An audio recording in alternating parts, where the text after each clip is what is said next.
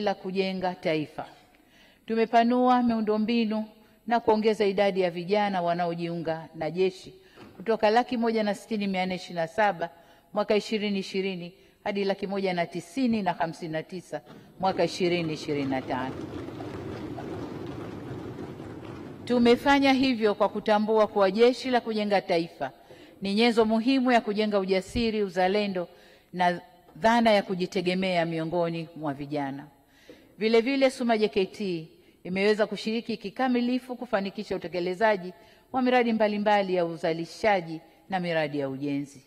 Mheshimiwa Spika, kwa upande wa Jeshi la Polisi, tumeendelea kuliimarisha kwa kuboresha mazingira ya kazi na kuongeza miundombinu, ambapo vituo vya polisi 472 vimejengwa hadi ngazi ya kata na shehia.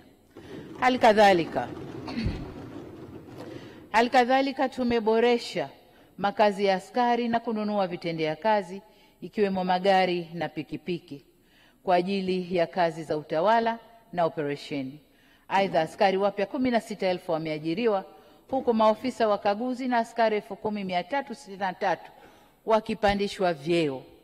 Natoa pongezi nyingi kwa Jeshi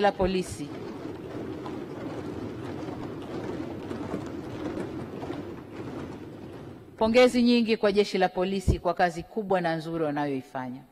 Hatuna budi kutambua kwamba uhalifu unaozuiliwa kwa jitihada za Jeshi la Polisi ni mkubwa kuliko unaofanyika.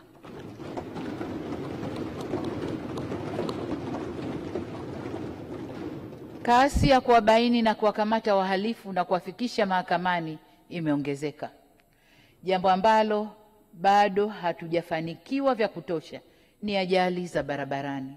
Lazima nazo tuendelee kuzitafutia mwarobaini wake. Aidha, nalielekeza Jeshi la Polisi kuongeza jitihada katika kukomesha matukio ya watu kupotea.